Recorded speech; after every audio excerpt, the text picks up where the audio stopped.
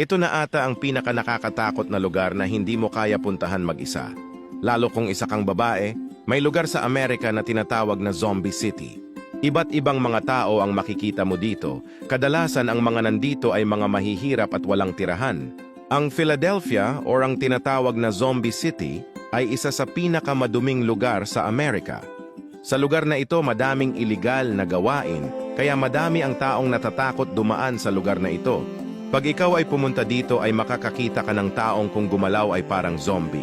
Nagtataka ka ba bakit tinatawag na Zombie City ang Philadelphia?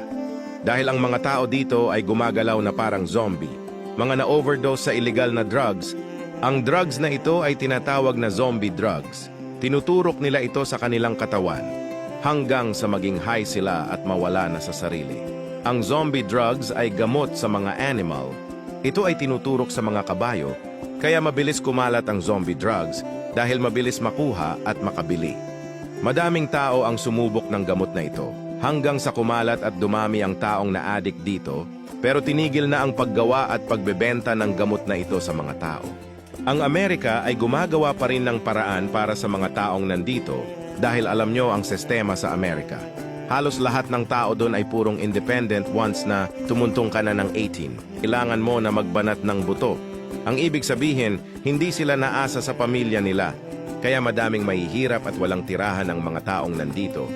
Kung ikaw ang tatanungin, kaya mo bang manirahan dito?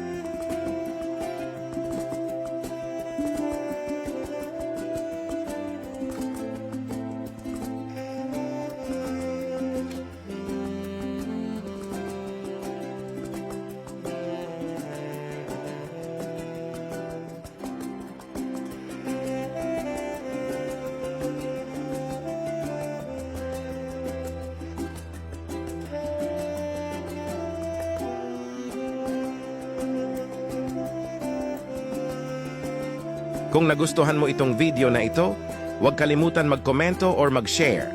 Follow for more videos.